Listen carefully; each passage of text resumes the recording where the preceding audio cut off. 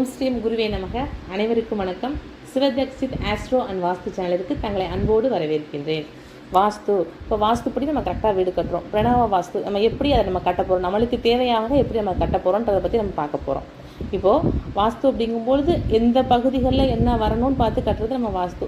இப்போது நம்ம தெருவில் ஒருத்தவங்க வீடு கட்டியிருக்காங்கன்னே வைங்களேன். ஸோ இப்போ அந்த வீடை கட்டி அவங்க நல்லாவே சுபிட்சமாக வாழ்கிறாங்க.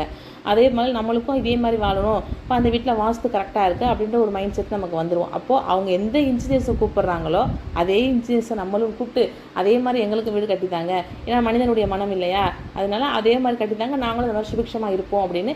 இப்போ இருக்கக்கூடிய சுச்சுவேஷனில் இன்ஜினியர்ஸ் தான் கலியுக பிரம்மாக்கள். அவங்க தான் நம்மளுடைய லைஃப்பை தீர்மானிக்கக்கூடியவங்களாக இப்போதைக்கு இருக்காங்க. ஸோ அப்போ அதே இன்ஜினியர்ஸை கூப்பிட்டு இப்போ நம்மளும் வீடு கட்ட ஸ்டார்ட் பண்ணுறோம். அவங்களுக்கு தெரிஞ்ச அதே பிளானை போட்டு எந்தெந்த இடத்துல எந்தெந்த பகுதிகளில் வரணும், அக்னி மூலையில் வர வேண்டிய பொருட்கள் அக்னி மூலையிலையும், படுக்கை அறைக்கும் வடமேற்கும், ஸோ எல்லா கான்செப்டையும் கரெக்ட் பண்ணி எந்தெந்த பகுதியில் வரணும் நம்மளுக்கும் அதை கட்டி கொடுத்துட்றாங்க. நம்மளும் அந்த வீட்டில் கரெக்டாகவே இருக்கிறோன்னு வைங்களேன். ஆனால் காலப்போக்கில் அந்த பக்கத்து வீட்டில் இருக்கக்கூடியவங்க சூப்பராக இருக்காங்க, இந்த வீட்டில் இருக்கக்கூடியவங்களுடைய லைஃப் ஸ்டைல் கொஞ்சம் டவுன் ஆகிக்கிட்டே வருது. அப்போது நம்ம யோசிக்கிறோம், என்ன காரணத்தினால அவங்க ஒரே இன்ஜினியர்ஸை வச்சு தான் கட்டியிருக்காங்க, அவங்க நல்லா இருக்காங்க, ஸோ நம்மளும் அதே இன்ஜினியர்ஸை வச்சு தான் கட்டியிருக்கோம். அப்போ வாஸ்து இந்த இடத்துல எந்த வகையில் குறைவாக இருக்குது, அப்போ வாஸ்துங்கிறது கரெக்டு, அப்போ பஞ்சபூதம் கரெக்டாக இருக்கும், சரியாக தானே அது வேலை பார்க்கணும், ஏன் சரியாக இல்லை அப்படின்ற ஒரு எண்ணம் நம்மளுக்கு ஆட்டோமேட்டிக்காக வரும்.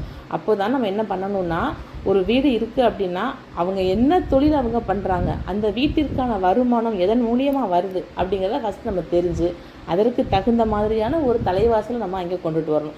இந்த தலைவாசலை அங்கே நம்ம கொண்டுட்டு வரும்போது அந்த வாஸ்துவில் நமக்கு சக்ஸஸ் கிடைக்குது.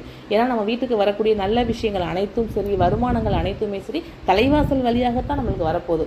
அப்போது நம்ம செய்கிற தொழிலுக்கான காரகத்துவத்தை வச்சு அந்த தலைவாசலை நம்ம வந்து கனெக்ட் பண்ணி நம்ம வாஸ்துப்படி நம்ம வீடு அமைக்கணும்.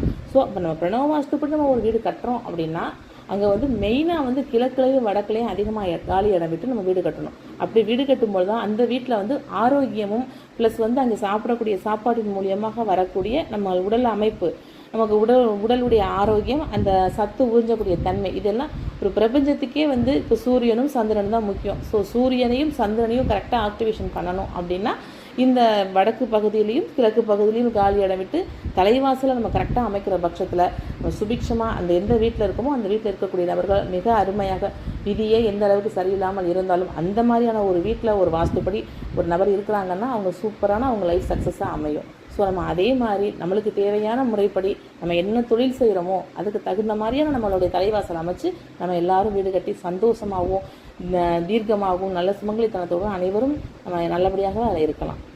நன்றி. நற்பதில் நல்லதே நடக்கட்டும்.